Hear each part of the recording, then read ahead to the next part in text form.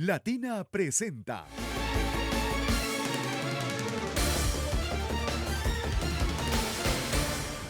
Hola, bienvenidos a la primera edición de Plan B. Nuestra invitada de hoy es Keiko Fujimori. Gracias, Keiko, por estar en este primer programa. Un gusto, Beto. Gracias por la oportunidad.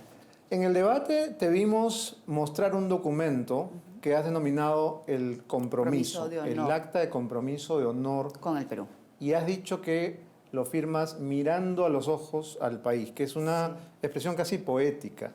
Sí. ¿Por qué has sentido la necesidad de dejar esto en blanco y negro, de firmarlo?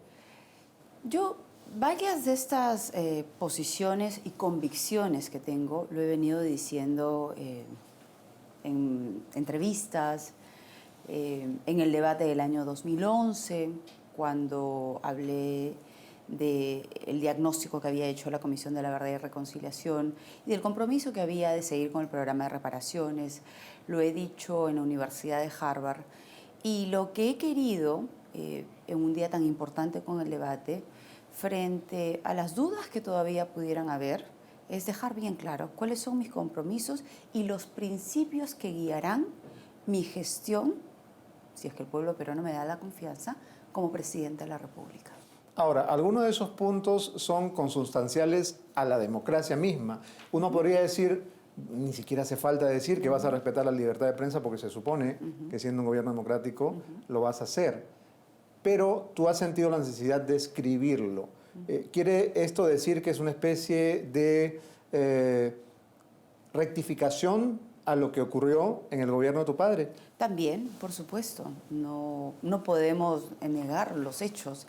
Pero sí quisiera también dejar bien clara cuál fue mi posición en el año 99 y en el año 2000, cuando veíamos que habían algunos medios que se comportaban de manera echada, ¿no?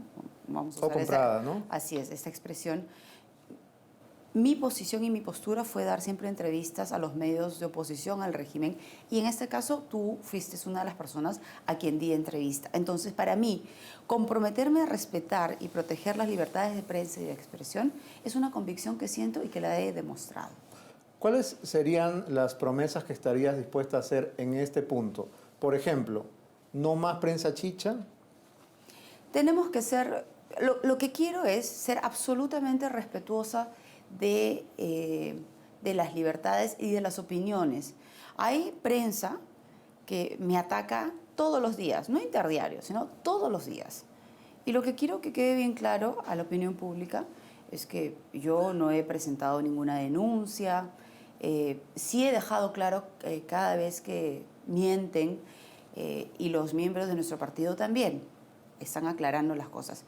Pero quiero decirles que nosotros seremos respetuosos de la posición política que tienen en algunos casos algunos medios de comunicación. Claro, pero habría que hacer una diferenciación aquí porque está la prensa que te puede fustigar porque políticamente están en contra de ti, y esto es legítimo, o, segundo caso, la prensa que te fustiga porque tus enemigos políticos le pagan, que es lo que ocurrió con algunos canales de televisión. ¿Esto no va a ocurrir? ¿Esto podríamos firmarlo también? Esto tenemos que evitarlo, por supuesto. No podemos utilizar un medio de comunicación para destruir la honorabilidad de una persona. Se trate de quien se trate. Pero ahí yo apelo también a la autorregulación de los propios periodistas, ¿no? Que se comporten de una manera ética en su rol como periodista. Claro, pero si trabajas en un medio que está comprado por el poder, ya los periodistas pues simplemente tienen la chance de o bien trabajar para ese medio sabiéndolo o de renunciar, ¿no? Los canales que estuvieron comprados en esa época trabajaban así. Y tú que fuiste a los otros lo sabes. Sí. Por eso, justamente, uno de los compromisos es de ninguna manera permitir que el poder o los poderes económicos intenten perturbar o comprar una línea editorial. O el poder político directamente. Y la tercera modalidad de prensa, y es, en mi opinión, la más nefasta, es la prensa chicha.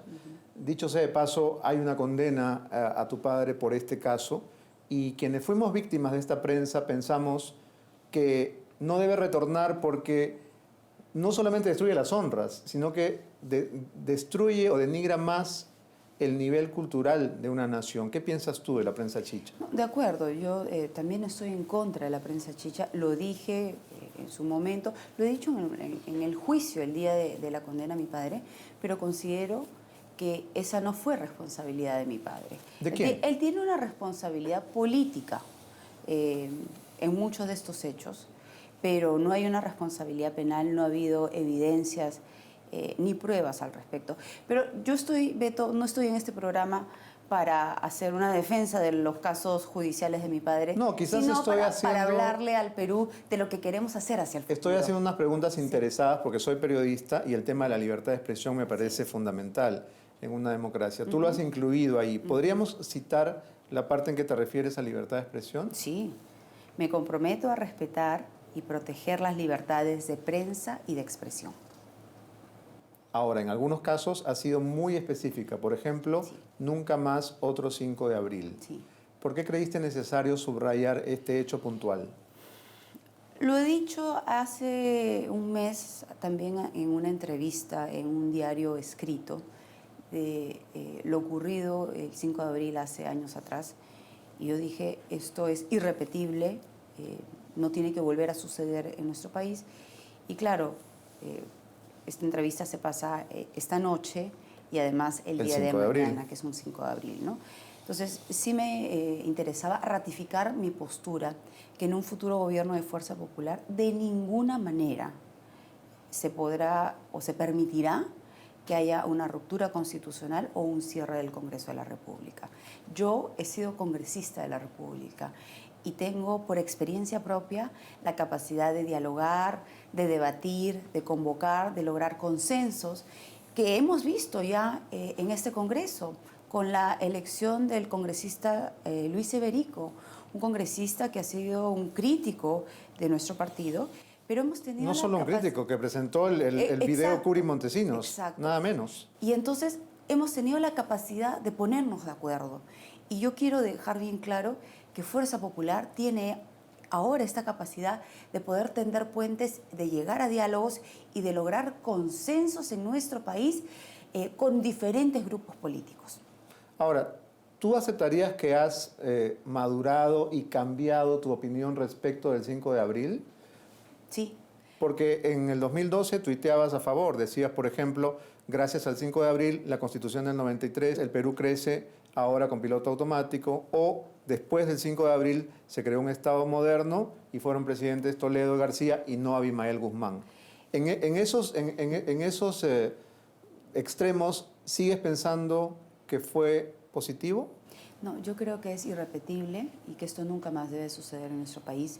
Y es cierto, yo he ido moderando mis posturas y he ido, en algunos casos, por ejemplo, en la Comisión de la Verdad y Reconciliación, yo he sido muy crítica anteriormente, pero cuando el pueblo peruano me llevó a tener la oportunidad de participar en la segunda vuelta del año 2011, tuve que conversar con diferentes políticos y diferentes personas de otros grupos políticos. Y esto me llevó a entender y poder comprender ciertas posturas diferentes a las nuestras. Y por eso es que poco a poco, por ejemplo, en el tema de la Comisión de la Verdad y Reconciliación, hoy puedo decir con convicción que el diagnóstico ha sido positivo, que tenemos que cumplir con las reparaciones. Me hubiese gustado, sí, que se le convocara a los militares, a la policía, a los comités de autodefensas, que haya habido una mayor participación. Que no solamente se buscara víctimas civiles, así es, sino también a los de Fuerza Armada y Policial. Pero resalto ese trabajo ya hecho, ese diagnóstico que ellos han realizado. Ahora, la cifra de víctimas que suscribe la Comisión de la Verdad, porque lo que causó mayor impacto en el momento en que se hizo público el informe de la CBR fue el número de víctimas. ¿Tú estás de acuerdo con esa contabilidad? No, yo tengo ciertas discrepancias todavía, ¿no? ¿Cuáles serían? Por ejemplo, en el tema de la cifra, ellos utilizaron una metodología que entiendo servía para medir cardúmenes, ¿no? y con esa metodología sacaron ellos un promedio, digamos, una cifra que ha sido mucho mayor a la que el Estado peruano tenía calculada. Probablemente la cifra esté entre ambos, ¿no? Entre lo que dijo el Estado y lo que Así dijo es. la Comisión. Así es. Pero, y por eso mi compromiso es, me comprometo a profundizar el trabajo de la CBR, porque creo que todavía tenemos muchas heridas que sanar. Hay muchas familias todavía en nuestro país que no encuentran los cuerpos de sus familiares desaparecidos. Eso está también dentro de nuestro plan de gobierno, dentro de las iniciativas y el capítulo de derechos humanos. Y por eso creemos que es fundamental continuar con este trabajo. Y yo, en vez de enfocarme en las discrepancias que pueda tener con la CBR, prefiero enfocarme en lo que sí coincidimos y sobre la base de eso poder construir hacia adelante y hacia el futuro. Los jóvenes que no vivieron esta época identifican el 5 de abril como el cierre del Congreso. Sí. Pero no solo fue el cierre del Congreso, fue también la toma por asalto del Poder Judicial y de los medios de comunicación. Yo lo recuerdo porque era un joven redactor de Caretas y los soldados entraron a la redacción a fusil en mano.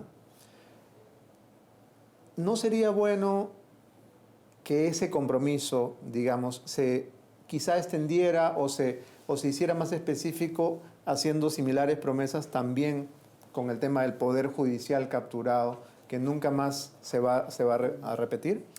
Está dentro del tercer punto. ¿Quieres leerlo? Sí, me comprometo a ser drástica en la lucha contra la corrupción, respetando la independencia de poderes. Eso significa tener absoluto respeto si es que nosotros llegamos a dirigir el Poder Ejecutivo, el Poder Legislativo, el Congreso, y el Poder Judicial tienen y toman sus decisiones de manera autónoma. El candidato García comparó este compromiso con el que hizo el hoy presidente Humala en la Universidad San Marcos, jurando ante la Biblia y frente a una serie de intelectuales amigos, ¿no? Que respetaría la Constitución, que no se reelegiría. Sí. Creo que hay una diferencia entre ambas, digamos, gestos democráticos. En el caso del señor Humala, entiendo que a él se lo pidieron y había un grupo de personas alrededor que cumplían el rol de garantes. En este caso, yo lo hago por absoluta convicción, no he esperado a la segunda vuelta y lo que quiero es dejar bien claro cuáles son estos principios que van a guiar un futuro gobierno mío, un futuro gobierno de Fuerza Popular. ¿Qué valor adicional le agrega el hecho de que sea un documento, de que tú hayas podido cerrar tu exposición mostrando un papel que como gesto televisivo me parece muy eficaz y te felicito por eso? Pero Gracias. ¿por qué un papel? ¿Por qué un documento?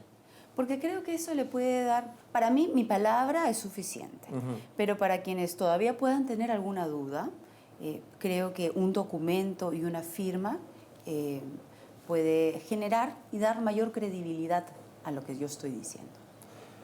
Hasta hace poquito estaba todavía en duda si el Jurado Nacional de Elecciones iba a admitir o no que continuaras en carrera. ¿En algún momento dudaste de que ibas a seguir?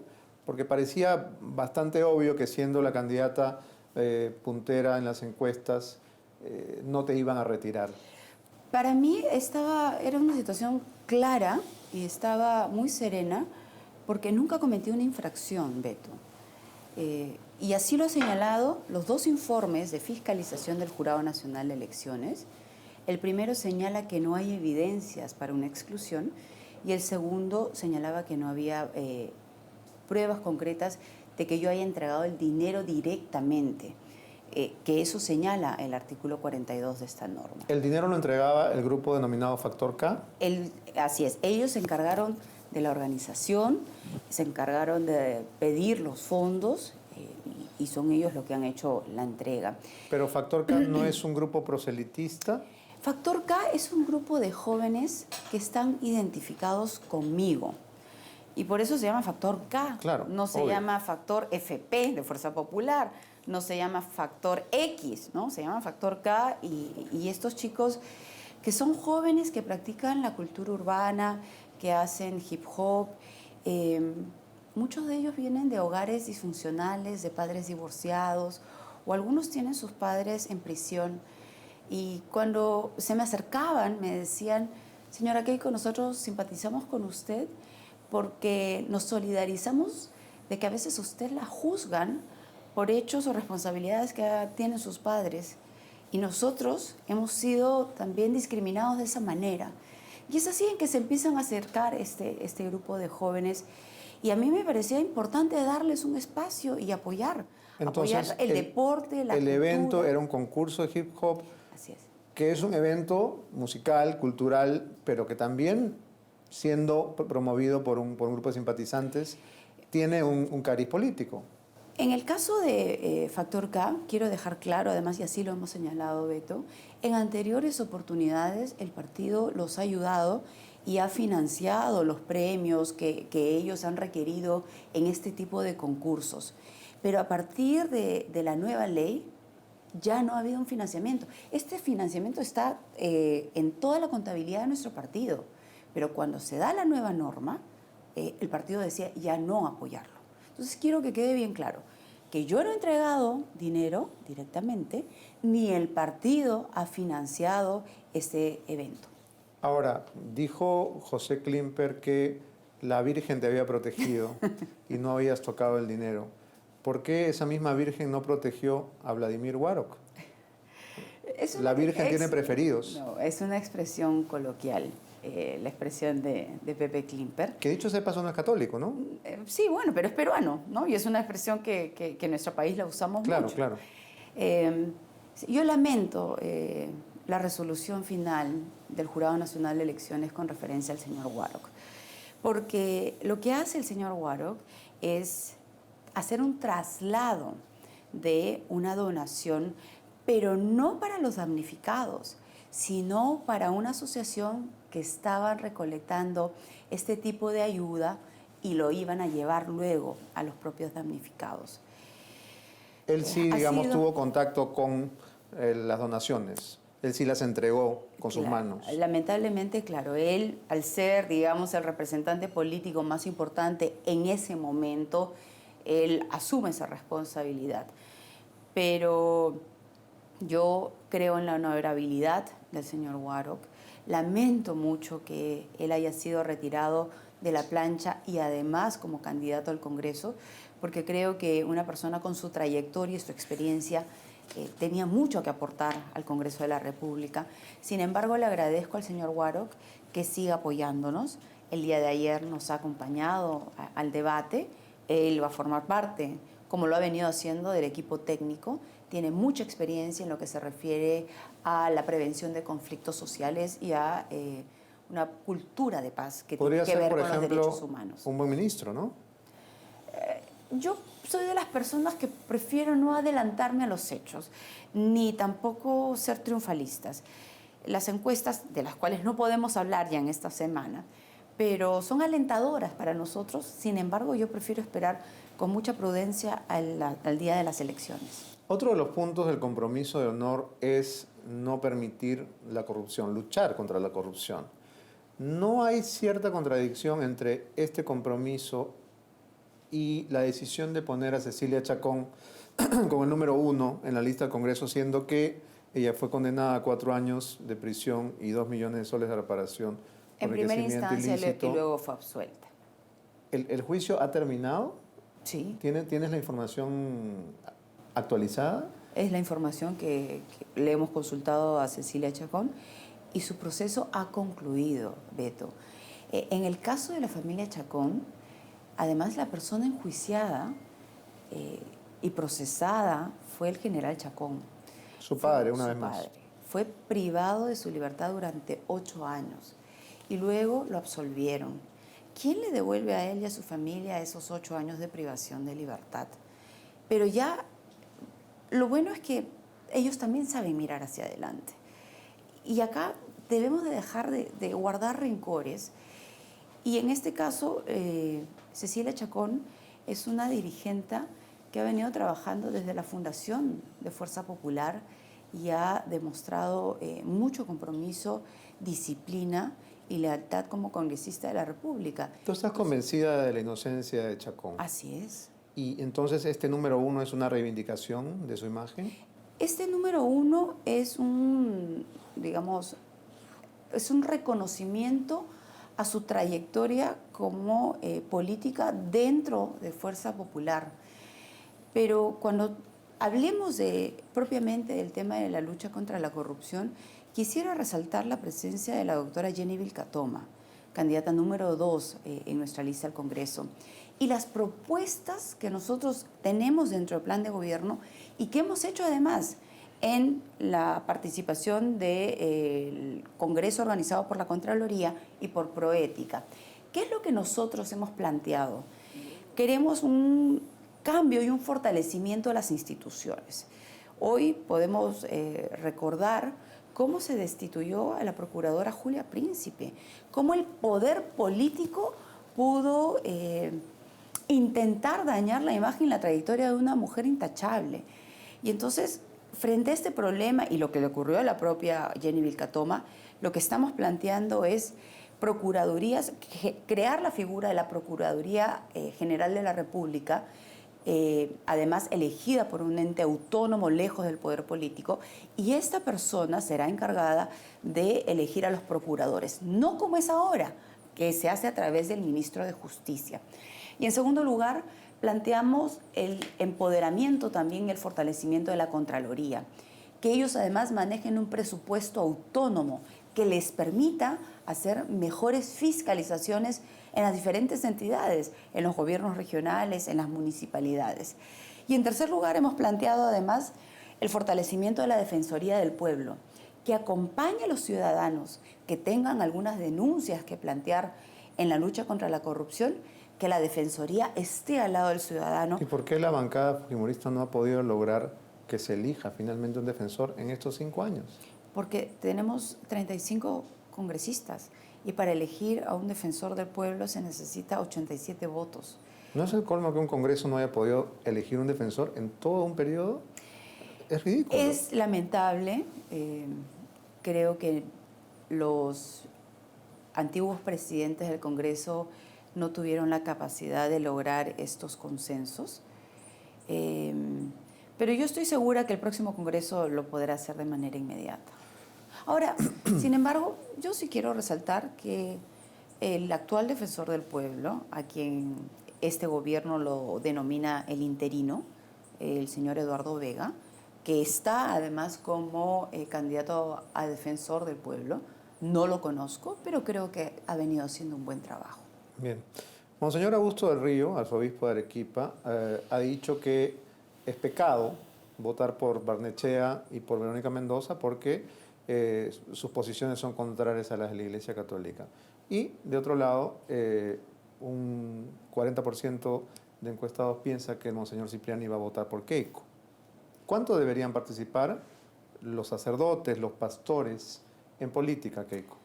Bueno, y el señor Bambarén ha dicho hace pocos días atrás que él no dirá por quién votará, pero sí puede decir que nunca votará por mí. No es una posición nueva, no me sorprende porque ya en el año 2011 lo había dicho. Yo creo que los sacerdotes pueden, como lo han venido haciendo, defender sus ideas, ¿no? Sus posiciones, pero lo que no creo, y así lo he dicho también, es que no deberían personalizarlo, ni mucho menos utilizar el púlpito para hacer este tipo de posiciones. Pero los pastores evangélicos sí deberían ser congresistas. En el caso de los pastores evangélicos, ellos participan mucho más activamente en política. Y en nuestro caso, no es un pastor, pero sí es un miembro activo de la Iglesia Agua Viva. El señor González, con el número 8, nos está acompañando. Ahora, ¿por qué no respetar la Constitución cuando define al Perú como un Estado laico? Porque al final, y todos lo sabemos, no somos un Estado laico.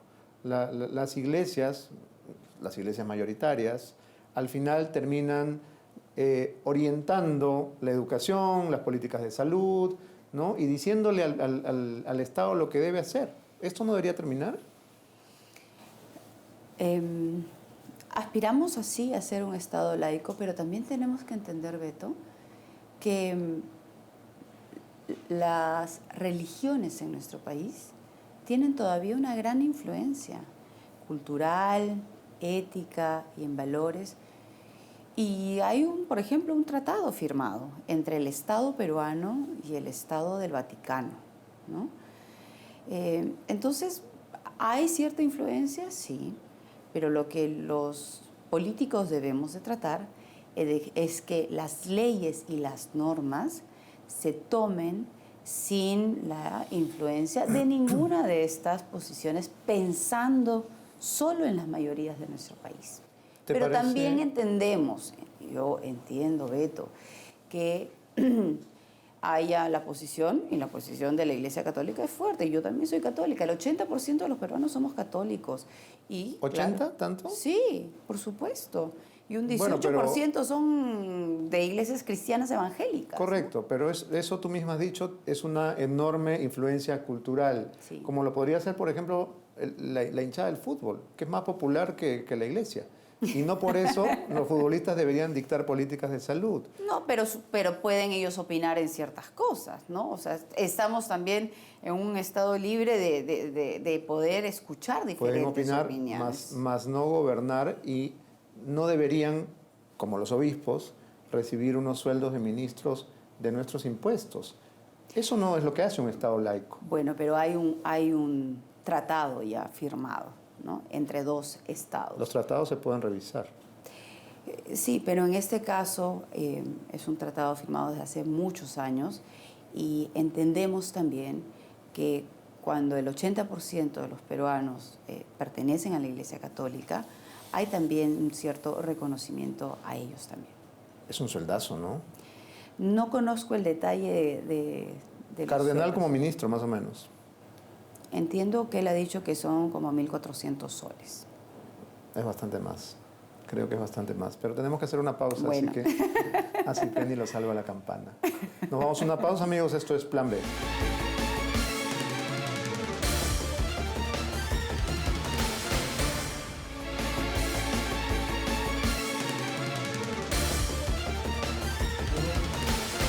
Continuamos conversando con la candidata Keiko Fujimori. Esto es Plan B.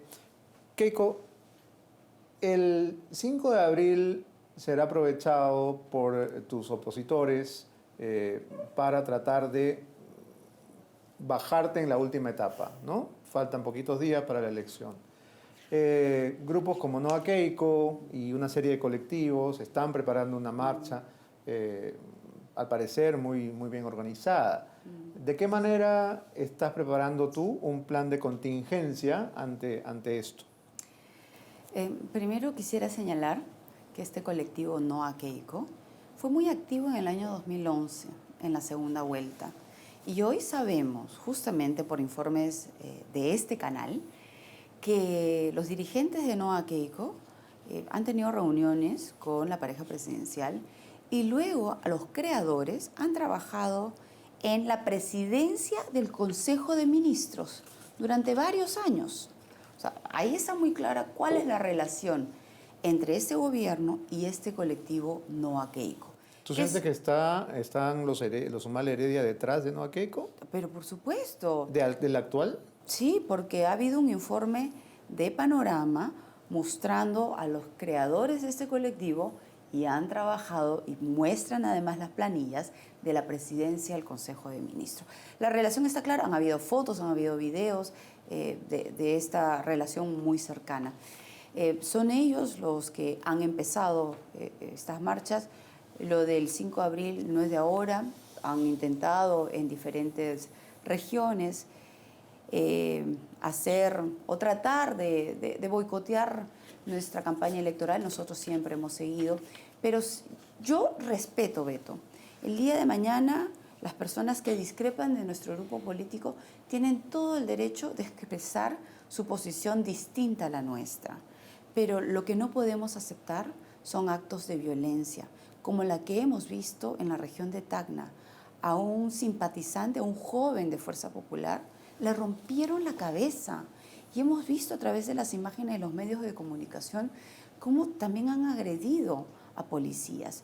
Entonces, frente a estas actitudes violentistas, primero le pido al ministro del Interior que tome las medidas necesarias para evitar que esto suceda el día de mañana. Y cuando se hicieron estas convocatorias del no a Keiko de salir a marchar en contra de mi candidatura, obviamente nuestro partido y su militancia y los jóvenes también querían salir a hacer una marcha en favor nuestro. Pero yo he tomado la decisión y le he pedido al partido de no hacer ningún evento público el día de mañana, de no caer en las provocaciones, de no pisar el palito. ¿No habrá fujimoristas en la calle el 5 de abril? Vamos a cerrar los locales del partido porque ya nos han agredido en diferentes locales a nivel nacional de nuestro partido. Estoy tomando estas decisiones, Beto, con absoluta precaución y buscando actuar responsablemente, sobre todo por los hechos sucedidos anteriormente. Pero sí le pido al ministro del Interior tomar todas las precauciones del caso también. Bien. ¿Te pareció una falta de respeto que el candidato Hilario aludiera al pago de tus estudios universitarios en su debate el domingo último? No, yo creo que para mí ha sido una oportunidad que él hable o que él trate de indicar que yo no tendría experiencia, y pude utilizar esa pregunta para dejar bien claro a los peruanos que tengo 40 años de vida, 20 años al servicio de mi patria. He sido primera dama de la nación, he sido la congresista de la República más votada en la historia de nuestro país, y hoy soy presidenta de un partido político, pero no de cualquier partido político. Lo que buscamos es profesionalizar la política. Nuestro partido tiene 6 años de vida institucional y lo que hemos querido hacer es tener presencia nacional, hacer una renovación y una apertura de nuestro partido. Y hoy con orgullo podemos mostrar diferentes rostros jóvenes que se están sumando a Fuerza Popular. Somos el partido con mayor número de congresistas en el Congreso de la República. Tenemos 3 regiones a nuestro cargo y de acuerdo a las cifras somos el partido con mayor respaldo nacional. Lo que dijo textualmente Hilario fue: a mí la política no me pagó la educación como a otros. Y cuando fue tu turno responder, tú le dijiste, pensé que siendo nuevo en política sería más respetuoso. Quiero entender en qué momento estuvo la falta de respeto. Bueno, y calificó, usted ha sido la primera dama de un gobierno más corrupto en el mundo, ¿no? ¿Del país? Sí. ¿No lo es? Perdón, yo he sido... ¿El gobierno más corrupto del Perú contemporáneo? Yo he sido una primera dama que ha actuado y he trabajado para ayudar a las personas más necesitadas. Y con referencia a los estudios, Beto, durante 12 años, en diferentes comisiones del Congreso de la República y en la Fiscalía, nos han investigado a mis hermanos y a mí. Siempre he dado la cara. Cada vez que se me convocó a una comisión investigadora, a una citación en la Fiscalía, Policía, Poder Judicial, siempre he asistido. Y después de 12 años se archivó este proceso. Sí, mi 12 pregunta, años, Keiko, ¿no? sí, he tenido el secreto bancario levantado y siempre he colaborado. Nunca he puesto un habeas corpus, nunca he puesto una acción de amparo, siempre he colaborado con la justicia, siempre he dado la cara y esa es mi forma de actuar. La insistencia en mi pregunta no va tanto al tema de las universidades que se ha discutido, creo que a lo largo de décadas, sino a que tú como presidenta puedas considerar que es una falta de respeto que alguna persona te haga una pregunta incómoda. Que eso sí me preocuparía. No, ¿No? estoy acostumbrada, Beto, a contestar todo tipo de preguntas. ¿Cuál fue la falta de respeto de Hilario? Calificarme como la primera dama de un gobierno más corrupto, calificarme como que a mí los estudios me lo han pagado la corrupción o los peruanos, cuando eso no es cierto, porque ya a nosotros nos han investigado. Entonces tenía una carga insidiosa en su pregunta. Y además, el tema se trataba de economía, seguridad y lucha contra la corrupción, ¿no? La pregunta que yo le he hecho era sobre el tema económico y con su plan de gobierno. Entonces yo esperaba una pregunta similar, pero sin embargo, vuelvo a repetir, Beto, para mí fue una oportunidad. ¿Y crees que este candidato nuevo en política tenía alguna agenda o tenía alguien detrás o algún interés subalterno? ¿Era tu propio Libera, digamos? No sé, yo le deseo la mejor de la suerte al señor Hilario. Ojalá que se anime a seguir en política, ¿no? Cuando uno participa en una campaña electoral, no solamente lo debe hacer en los momentos de la campaña. En nuestro caso, en Fuerza Popular, llevamos yo 5 años recorriendo, acabó la campaña del 2011, descansé pocos días y nuevamente retomé nuestros viajes. Y hemos hecho el plan de gobierno sobre la base de los viajes y las conversaciones que hemos tenido con la población. No es que de repente se me ocurrió o regreso después de algunos años y me meto en la política, no. La política hay que tomarlo de manera seria y ojalá que él decida pues participar, que decida además fortalecer su partido y hacer una carrera política en nuestro país. En estos días cercanos a las elecciones ha estallado el escándalo denominado Panama Papers, los papeles de Panamá, que están relacionados a un estudio de abogados llamado Mossack Fonseca, que facilitaba la creación de empresas offshore o empresas fantasma. Este escándalo pues ha salpicado a decenas de figuras, desde futbolistas famosos hasta algunos personajes en el Perú. A PPK, en un caso que en este momento no tiene sentido reseñar, y también al señor Jorge Yoshiyama Sasaki, sobrino de Jaime Yoshiyama, quien consigna donaciones a tu partido por $113,000. Sería conveniente que aclares este tema para que no continúe siendo titular. ¿Qué tendrías que decir al respecto? Bueno, primero tengo que preguntarle a Jorge Yoshiyama qué relación tiene con esta información que ha salido. No lo conozco, no conozco la relación y si es que a Jorge Yoshiyama Sasaki no lo conoces. Sí lo conozco a Jorge, pero lo que no conozco es qué relación tiene con esta información periodística que ha salido, si es que es verdad, desde cuándo. Esa información no la conozco y se la tendríamos que preguntar a él. Jorge Yoshiyama, sí, es un amigo y ha colaborado con nuestro partido y le agradezco muchísimo, pero tendrá que ser él que responda sobre sus estados financieros. Él o su sobrino, ¿no? Porque finalmente la acusación no es a Jaime, sino al señor Jorge. A Jorge. Así es. Que me dices lo conoces, pero no ha sido parte del partido.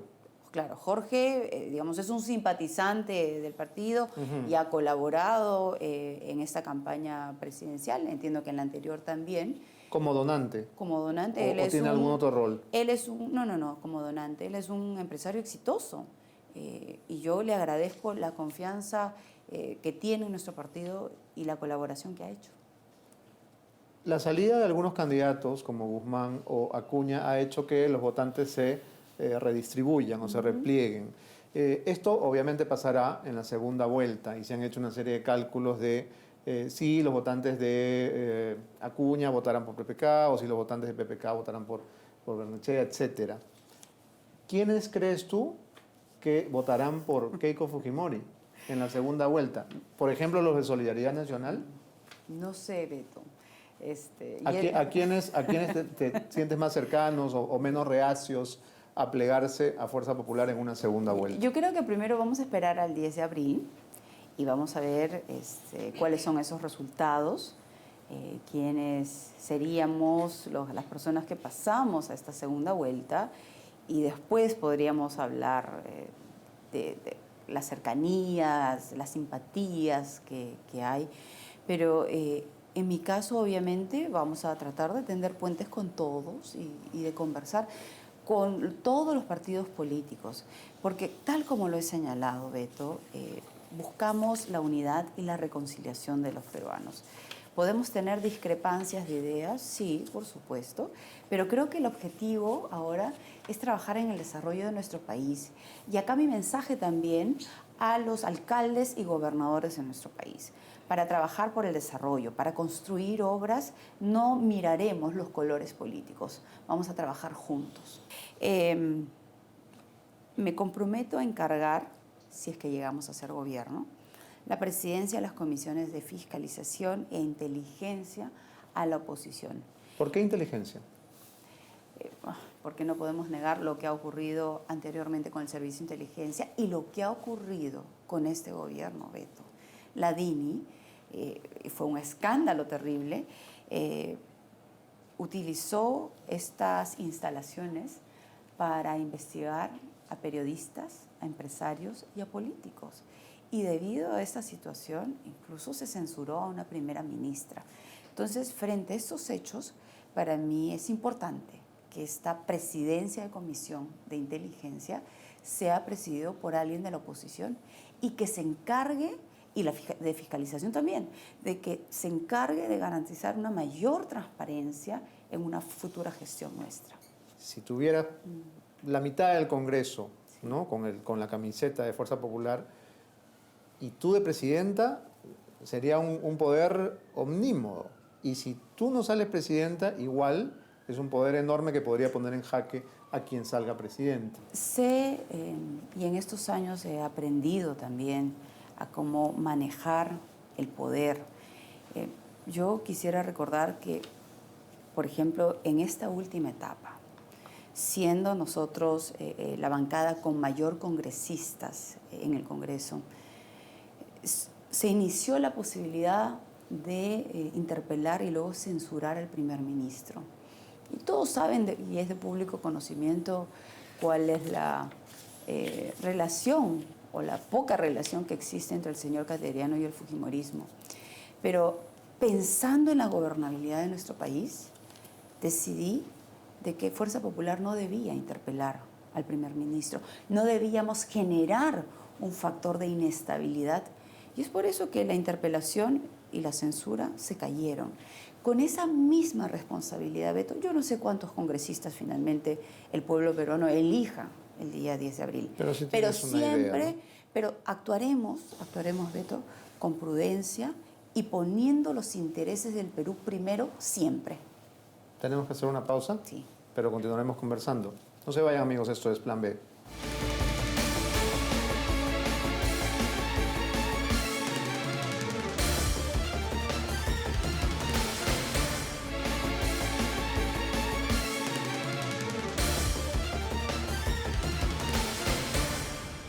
Continuamos conversando con Keiko Fujimori, candidata a la presidencia por Fuerza Popular. Keiko, en este compromiso también has dejado muy en claro que no favorecerás a tus familiares, en alusión muy clara a tu padre. Ha dicho con todas sus letras que no lo indultarás. Sin embargo, una amnistía siempre es posible cuando se tiene mayoría en el Congreso. Tampoco lo haré. Es más, en ese Congreso se habló de la posibilidad de aprobar una norma para dar detención domiciliaria a personas mayores de 65 años. Y esto iba a beneficiar directamente a mi padre. Nosotros, dentro de la bancada, se tomó la decisión tampoco de plantear esta iniciativa. No utilizaré el poder político para beneficiar a un familiar. Y no solamente me refiero a mi padre, me refiero también a los tíos, a los primos que puedan estar siendo investigados. La libertad de mi padre, como lo he dicho, se está viendo a través de la vía legal y constitucional. Y será otro poder político, y nosotros esperamos que así sea, si es que se logra la libertad. Ya que has mencionado a tus tíos. Sí. Tus tíos que fueron acusados, entre otras cosas, por la venta de ropa donada, ¿serán repatriados? ¿Se pedirá su extradición para que sean juzgados en el Perú? Esa decisión depende primero del Poder Judicial. Y si el Poder Judicial hace llegar al Poder Ejecutivo esta petición, yo no voy a poner ninguna traba, porque voy a ser muy respetuosa de las decisiones de los diferentes poderes del Estado, Beto. ¿Dónde están tus tíos? En el caso de Rosa, Víctor, ellos están en Japón. Pedro, como se ha mencionado en varias oportunidades, él falleció hace años, hace 3 años. Pero digamos, no es que están desaparecidos, se sabe su ubicación. Sí. ¿Tú has tenido contacto con ellos? Muy poco, muy poco. Sobre todo, a veces me escribo emails con mis primos, ¿no? Sobre cómo están los hijos, pero con los tíos casi no tengo relación. La encrucijada de ser electa presidenta y tener que mantener a tu padre en prisión, ¿te atormenta, Keiko? No, porque esto lo he conversado en familia y nosotros, como lo hemos venido haciendo durante todos estos años, la libertad de él se está viendo y se sigue viendo. Hay un habeas corpus pendiente que ha pasado, entiendo yo, a la Corte Suprema y seguirá su paso. Y tendremos diferentes argumentos para buscar su libertad. Es más, este último habeas corpus es bastante sólido porque se ha mostrado evidencias de que su sentencia se preparó en el extranjero y se preparó con muchos meses de anticipación. Pero vuelvo a repetir, quiero ser presidenta del Perú, Beto, para trabajar por los peruanos, para trabajar por el desarrollo económico, para luchar contra la inseguridad ciudadana, para devolverle la esperanza a los agricultores que están esperando la presencia del Estado. Para eso quiero ser presidenta, para buscar la reconciliación de todos y para trabajar juntos por un Perú que sea de peruanos y peruanas exitosos, que podamos lograr nuestros sueños y aspiraciones. Hace algunos días, el secretario general de la OEA, Luis Almagro, ha dicho que esta es una elección semidemocrática y nos ha comparado con Venezuela. Rechazo sus declaraciones y me sorprende este tipo de declaración cuando él tiene una misión de observadores en estos momentos en nuestro país. Y yo espero, ya hemos escuchado al presidente del Jurado Nacional de Elecciones, pero espero también que el presidente de la República, el presidente del Consejo de Ministros se pronuncien. No podemos aceptar este tipo de declaraciones de una persona que ni siquiera ha estado en nuestro país. Esperamos respeto por parte de esta persona frente a los entes electorales y a los peruanos.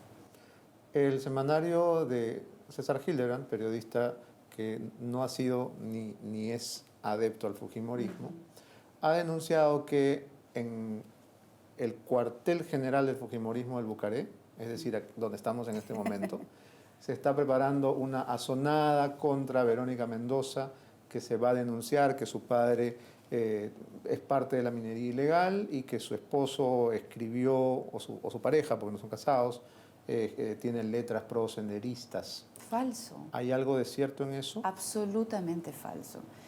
En Fuerza Popular estamos trabajando para llevar nuestro mensaje, para que nuestro Plan Perú se conozca. Dentro de pocas horas voy a estar viajando, vamos a estar el día de hoy en Arequipa y luego en Trujillo. Esa es la estrategia de Fuerza Popular. De ninguna manera planeamos hacer una campaña destructiva ni contra la señora Mendoza ni contra nadie, Beto.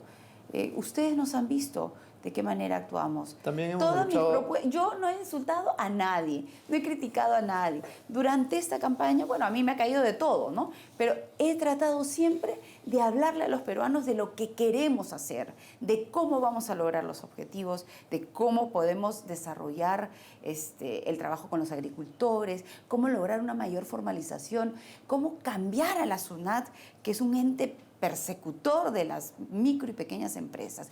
Ese es el objetivo nuestro. Te ha llovido de todo porque eres la candidata que va ganando. Sin embargo, también deberías reconocer que desde tus filas también ha llovido tupido. Becerril les ha dicho a los que manifiestan en contra tuya terroristas, por ejemplo. Bueno, y yo he rechazado sus declaraciones. Quiero que quede bien claro cuál ha sido mi actitud. Él luego pidió perdón y yo saludo que él haya pedido perdón. ¿Será histórico que la segunda vuelta sea entre dos damas? Dependerá del pueblo peruano. Vamos a ver. Pero sería una polarización nunca antes vista, ¿no? Porque estaríamos entre dos fuerzas antagónicas y opuestas. Bueno, el agua y el aceite, por decirlo de alguna manera. Vamos a esperar, no nos adelantemos. El día 10 de abril el pueblo peruano tomará esa decisión y definirá quiénes son los candidatos que pasan a la segunda vuelta. Ayer en el debate pudiste intercambiar algunas palabras con algunos de tus rivales. Sí, saludé y me despedí de todos. ¿Solamente? Conversé, se me acercó el señor Barnechea, en algún momento también el señor Pedro Pablo Kuczynski, pero no voy a comentar, digamos, estas conversaciones privadas, pero, digamos, a todos tuve la oportunidad o de saludar o de despedirme, ¿no? ¿Qué les dirías a quienes van a marchar en contra de Keiko? Si pudieras sentarte a conversar con cada uno de ellos como conversas conmigo, ¿qué les dirías? Primero que me conozcan. Muchos de ellos, yo los he escuchado y bueno, a veces gritan genocida, ¿no? asesina. Yo no soy eso. Me gustaría que se tomen el tiempo de escuchar mis entrevistas. Y la otra cosa es, ¿por qué no hacer estas actividades o usar su tiempo y su energía en favor de alguien? Quedan 10 candidatos, ¿no? Quedamos 10. Hay 9 otros candidatos que quizás ellos podrían sentir simpatía. Entonces los aliento a que salgan a hacer estas actividades en pro de alguien. Bien. Le desea suerte entonces a Verónica Mendoza y a PPK. A todos los candidatos. Si bien el debate, los tiempos eran muy cortos para transmitir las ideas, creo que de todas maneras ha sido importante para que nosotros podamos transmitir algunas pinceladas de nuestros planes de gobierno. Creo que el día de ayer el ganador con el debate ha sido el pueblo peruano. ¿Podemos decir que esta será la última entrevista de Keiko antes de la primera vuelta? Yo creo que sí. Bueno, los reporteros me acompañan siempre, pero una entrevista, digo. Sentada, sí, es la última. Prometido. Sí. Mucha suerte el domingo. Muchas gracias, Beto, por esta oportunidad. Gracias a ti por haber estado en la primera edición de Plan B. A usted. Con esto, amigos, será hasta mañana. Chao.